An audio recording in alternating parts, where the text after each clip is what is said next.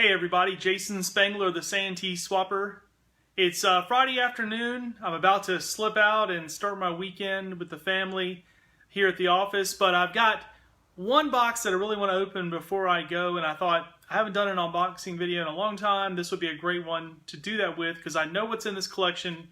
I'm really excited to open it, and I think some of you will kind of appreciate it. Just to start off with, today has been a really good day. For the first time, and I think it's been an entire year, I recorded an interview for my podcast, Scouting Hot Finds Radio. It's been a long hiatus for this, and that's just really been pretty sad. But I'm super excited. The two guys I interviewed have been kind of on my bucket list for a long time. So today I interviewed Bill Topkus and Jeff Morley. Yeah, those two guys. You've heard of them, right? Those two guys are doing a really fantastic thing out at Philmont. They're doing a Scouting Historian Summit. It's kind of I've been building towards this for a while, the work that they've done with the Geo Museum at the NOAC and things like that. And so anyways, this is a week-long opportunity for scouts, scouters as well, who are interested in preserving history and learning how to share the story, to go to Philmont. It starts June 9th, and those guys have put this together at the Philmont Training Center. The podcast will be out early next week, probably by my Tuesday Scouting Hot Finds newsletter. That'll be published, and you can hear from Jeff and Bill about this really cool opportunity out at Philmont. I'm super excited about it. I'm really disappointed I can't go. It starts June 9th, and my new gig as a camp director, that's actually the beginning of our staff week, so I won't be able to go. But it just sounds really exciting. It's going to be a great opportunity for anybody who would listen to my videos anyways. That's kind of your tribe, right? The scouting, collecting community. But anyways, I know you want to see what's in this box. From time to time, I get people who will send me messages. They find me on the internet or through my newsletter, things like that, and they'll contact me and say, "Hey, I've got this stuff. Are you interested?" This story is that a lady reached out to me. This collection belonged to her father, and she wanted to find someone who was interested in it. And when she sent me the pictures, I was really excited because I told her, this is kind of how this works. I said, sometimes when I buy collections, and I automatically know that I'm going to resell the collection because it's just not something that I would keep, and it's something that I need to sort of make some money on. But everything in this box, I intend on keeping together because it's just such a cool little thing. It kind of tells a story. And I got to figure out how to frame it. I guess I need to go to Jeff and Bill's Scouting Historian Summit so I can put this together and tell the story. But anyways, no further ado, you want to know what's in here. Here's what I love. I love when you can kind of get a time capsule collection where, pretty much the stuff has not really been disturbed from the time that the scout collected these items. And what's really cool about this situation is this scout went to a very early Jamboree. I think it was the 37 National Scout Jamboree, the very first one that was held. And what I'm kind of excited about in here is that there's just all the cool, funky stuff that someone who went to the 37 Jamboree, would have gotten and kept on to. So there's some oddball things in here, like a little copper ashtray. I don't smoke, so I guess I won't need that one, but maybe I can recycle it. Troop here, he was from Newark, New York.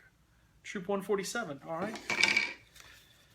Gotta love the paperwork, right? Union Council, oh, this is beautiful. Union Council, June 9th, 1937, meeting of Jamboree contingent. Dear Scout, this is to remind you of the meeting of the Jamboree Scouts to be held at the YMCA next Monday.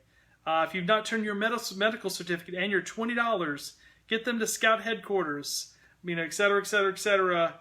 Sincerely yours, J.B. Fairman, Scout Executive.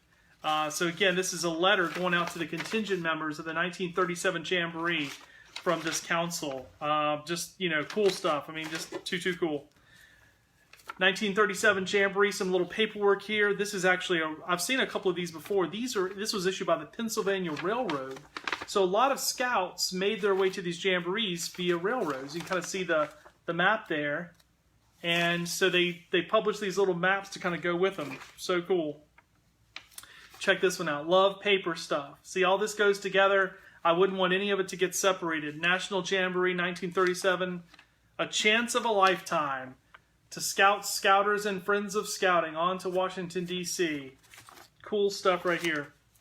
You know, my daughter is going to the World Scout Jamboree this summer in 2019, and just cool stuff here. Sorry, I get a little distracted. And so I kind of get that sort of feeling for her too. You know, like she's going to have a box like this of all the paper items that she gets, although maybe nowadays it's like on a phone or something, you know, it's like, you know, apps or something, or email. She'll have to save her emails. So anyways, let me show you cool little things that I know are in here. I can't wait to look for. So this is actually Spanish moss, and she told me the note says that this was traded from a troop in Mississippi, and they packaged up Spanish moss in a little cellophane wrapper and brought this to the 37 Jamboree to trade that. That is just too cool. I had another guy from the 1950 Jamboree who had cotton that still was like put into a little cotton, a miniature cotton, what do you call them, a bale, and it was a little tiny bale, and that's what some people had traded. I've heard all kinds of stories of people bringing things like that to the Jamboree to trade. Really, really cool.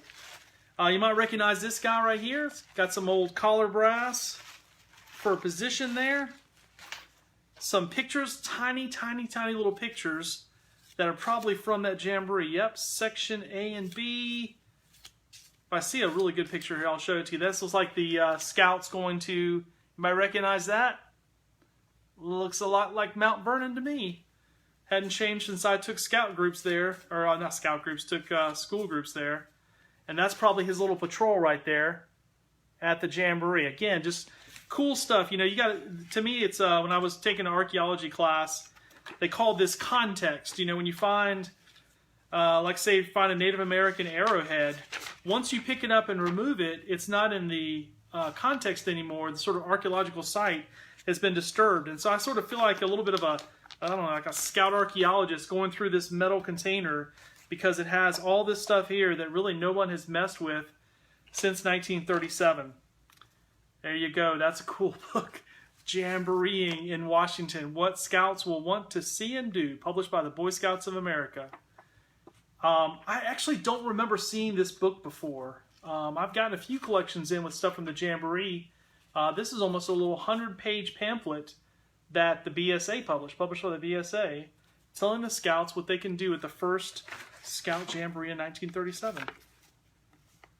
This is a little newsletter published by a troop in New Jersey. 1937. It's 8 pages. I didn't silence my phone. Let me do that real fast before they call me back. All right. So in this collection, I know that there is a Jamboree patch, but again, I'm just really excited more about the other stuff that's in here. There are some old patches here. So a couple of Jamboree patches from 1937. Looks like the ones he might have worn on his uniform. They're a little, they definitely been worn on a uniform, you can tell. Luckily kind of protected from the moss. A little bit of feasting took place there. Nice old khaki and red strip, Cranford. Probably the best patch thing in here is going to be, if I can find it, there is a shoulder ribbon. Aha, here it is. So I actually don't have one of these in my collection anywhere, and these are kind of cool because what this represents is this scouter, he came from Region 2. He was in Subcamp B, Troop 34. That's how you read these. And these are called shoulder flashes. And these were basically what told the scout where he was, you know, kind of his troop number and subcamp. Of course, today in a modern Jamboree, we have very, very fancy subcamp patches and stuff. But this one's super, super cool, and I love that it goes with all this collection so that when I frame it, I can have all this stuff together, including this scout stuff. I've got his cards here. Probably if I go through here, these are the old membership cards that are the great little trifolds. Let's just see what troop this guy was from. His name was Robert. Ooh, 1940. He stuck with it for a while, didn't he? Okay. In Cranford, New Jersey. That's where he was from. Obviously, the khaki and red strip there, Cranford. So, and a little diary. His inspection. This is from the 37. Yeah, July 37. This is his diary. Oh, wow. Look at this. This is too cool. He kept a running list of the scouts that he traded with at the 37 Jamboree. Oh man. Michigan 2, Wisconsin 2, Mississippi 1, New Jersey 6, New York, man, it looks like about 10 kids from New York, Connecticut 1, all the way down, Maryland. He kept a running tally of what states the scouts were that he traded with. That is too cool. And in here he has sort of kind of a journal of the different days of what he did.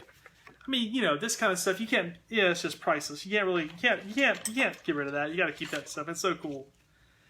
These are kind of cool little handmade things. This looks like almost like a bookmark that they made. It's made of leather, and there's several of them here, and they have different people's names on them, okay? So, all from Cranford, New Jersey, and it's got different people's names on them. Bob, it's like I got 2 from Bob. And that is pretty cool. So I guess it's like a bookmark, sort of a homemade bookmark that someone made. Trying to see if there's anything else in here. I know I don't want to keep you on the video for forever, but there might be something else cool in here to show you. Old, you know, the Woggles. You're going to see plenty of that kind of stuff. I was trying to see if there's anything else Jamboree-wise that maybe he traded for that was... I guess the Spanish moss from Mississippi might be about the most exciting thing that's just kind of just absolutely cool in here. I wonder what that is. That's pretty, that's a little piece of copper there. It's got a little troop number on it. Oh, there's a patch here. This says Pit Pin. Oh boy, I'm going to have to get on the Scout Patch Collectors site and figure out if anybody can identify what that old felt patch is. Luckily, it was in a little wax paper envelope, so it's been protected. The little piece of paper in there says Pit Pin. I don't know. Well, obviously Pittsburgh, Pennsylvania, but I don't know. I don't know. Somebody will have to tell me. Let's see if there's anything else in here. We've got good old canteen. I don't think that'll fit in the frame though. when I frame this stuff up. And then his uniform shirt from 1936. I don't know if there's any patches on here or not, but just to finish up the video, let's go ahead and pull that out and just see what's on here. He may have taken his patches off. It looks like he did. So looks like at some point he took off his patches. But this has got the nice metal buttons. Yeah, it's actually a fairly big shirt, honestly. But yeah, the patches have come off of it, so it's just a clean shirt. But that's still pretty cool. So anyways, that's my Friday unboxing video for a 1937 Jamboree collection. I kind of wish there was some way to know if this guy made Eagle or things like that. I didn't get his merit badge sash, unfortunately, or anything like that. But still, like I said, a little time capsule, 1937 Jamboree. Scouts going there to the very first Jamboree. I'm sure it was very exciting. I'll go back and read the journal and kind of see what he said he did during the days. And then I've got to kind of figure out how do I put this in a frame where I can set it out and share it and just kind of get things excited. Having talked to Bill and Jeff today on my interview with them about the Scouting Historian Summit that they're helping to organize, they're the co-lead directors for that. It just kind of, you know, encourages me that these collections need to kind of tell a story, right? And that's not something I've always done with things that I've collected. I'm very guilty of just sticking patches in a frame and thinking that, you know, the patches tell the story, but they really don't. I mean, the patches don't tell a story like this little journal does, things like that. They're just really, really cool. So anyways, hope you guys have a good weekend. I did want to point you to scoutpatchcollectors.com. I've spent a lot of time this week working on the website. I've updated the Tradery calendar. It's as solid as it can be. I've created a page where you can listen to all 82, soon to be 83 episodes of my Scouting Hot Finds Radio podcast. I've also condensed the categories down and just kind of cleaned it all up, made it look a lot better. So go check it out. There's a lot of interesting stuff there. That website is basically the compilation of about 10 years worth of me having blog sites and other little sites. I folded them all into one. I think 4 different websites eventually folded down into this one website. So there's a lot of old content there. Some of it's good and some of it I need to clean up. But anyways, check it out. Jason Spangler, the Santee Swapper, thank you very much. I will see you on Facebook.